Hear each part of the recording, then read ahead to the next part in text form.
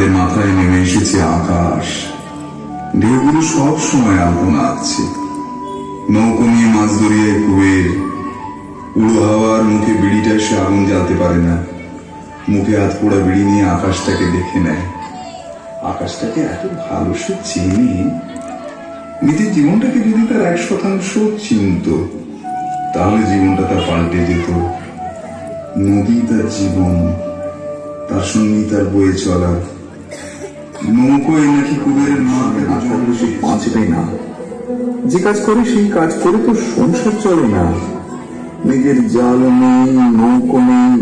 চট করে আমিনা চাকরি করতে বলে চলে যেত। ঢেউকে নিয়ে কুবের ভাসে আর বলে, ঢেউ তুইও কিন্তু ওস্তাদ মাঝি হবি। ঢেউকে চেনায় ঈশান কোণে মেঘের রং লাল, ঝড় আসতে পারে। কালো মেঘ ডাকলে ওই মেঘের ভেতরে কত বৃষ্টি আছে। মাথার উপর সূর্য দেখে জোয়ার ভাটার চলাফেরা, নদীর গভীরতা দেখে মাছের ঠিকানা। আমিনা চায় না তার ছেলে মাঝি হোক। রোজ মন কষাকষি। কুবেরকে ঠেস দিয়ে বলে, এমন মরদ যে বিবি বাচ্চাকে খাওয়াতে পারে না। কিসের মরদ? তোমার এই নাও ইচ্ছে মতি আমার সতীন। ভিক্ষে করলেও বেশি পয়সা কামানো যায়। গানের গলাটা তো ভালো, অন্ধ সেজে নদী ঘাটে বসলেও তো হয়। কুবের হায় হায় করে ওঠে, বলে, যা বলো মেনে নিব, কিন্তু ভিখারি করবো না। আমার মতো ধনী মানুষ কজন আছে? হ্যাঁ, কজন আছে? আমি না এই সময় আরো রেগে যেত।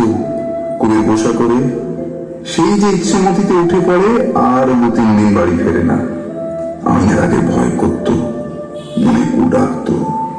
পাশের আমদারদের বাড়িতে পোলাটাকে রেখে চট করে চলে যেত। মাঝে মাঝে মন উদাস হয়ে যেত। সেই আমিনার জীবনে নতুন বাবু এলো, কলের হেডমিস্ত্রি। ঘরে বউ আছে, কিন্তু আমিনার দাদুর চেহারাটা দেখে তার মন মজেছিল। মুখে একটা সিগারেট গুঁজে কত বাতেলাবাজি। আমিনা প্রেমে পড়লো। ছেলেকে নিয়ে ঘর ছেড়ে নদী ছেড়ে পালালো।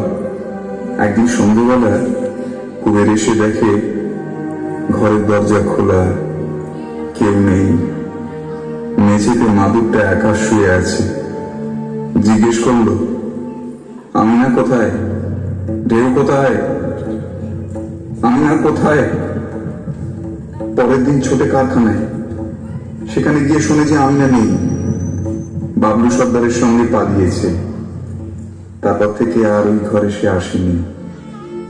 পরের বছর বন্যা তার বাড়ি গিলে ফেলল।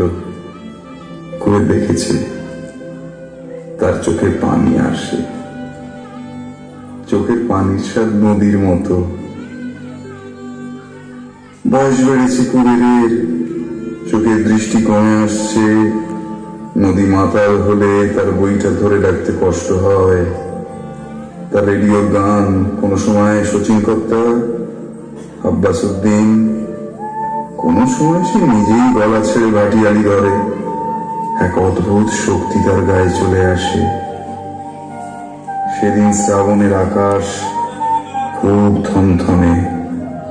মাঝে মাঝে মেঘে মেঘে কথা বলে উঠছে। রেডিওতে নির্দেশবাণী মাঝি ভাইদের উদ্দেশ্যে। কুয়ে ঘুমিয়ে পড়েছিল ক্লান্তিতে। হঠাৎ একটা দমকা হাওয়ায় নৌকোটা টালমাটাল হয়ে ঘুরে দাঁড়ালো। কুবের শুয়ে আছে নৌকোর ওপর। তার শরীরে সামর্থ্য নেই। কুবের একবার বসতে চেষ্টা করে, কিন্তু পারে না। বাজ পড়ল। সনসন করে হাওয়া ছুটে আসছে, মাতাল হাওয়া। নদীর ঢেউয়ের ছটফটা নেই। হাল টেনে ধরতে না পারলে নৌকোটা যেন কাগজের নৌকো হয়ে যাবে। কুবের দেখতে পাচ্ছে, কুবের এইবার দেখতে পাচ্ছে তার আব্বা যেন হালের কাছে দাঁড়িয়ে। লম্বা চেহারা, কালো মহিষের মতো গায়ের রং, মাথায় গামছা বাঁধা। আব্বা যেন তার দিকে তাকিয়ে আছে। কুবের আব্বাকে বলছে, আব্বা, আব্বা, তুমি বলো আব্বা, আমি গরিব, আমি গরিব। সারা পৃথিবীর লোক আগামী দিনে জল পাবে না। রেডিওতে বলেছে, আমি শুনেছি মাটির তলা থেকে জল নাকি শুকিয়ে যাচ্ছে। জল ছাড়া তো মানুষ বাঁচতে পারে না। তাহলে আমি এত জলের মালিক, একটা নদী আমার। আমি কি করি বাবা, আমি কি করি?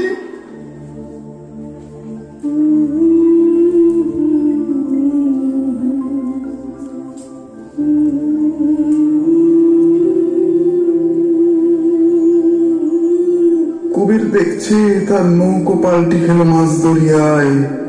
কুলকুল কুলকুল করে জল ঢুকছে তার নৌকোয়। দেখছে তার স্বাদের নৌকো ইচ্ছে মতি ডুবে যাচ্ছে, তলিয়ে যাচ্ছে তার চোখের সামনে। আকাশে মেঘ ভাঙা বৃষ্টি।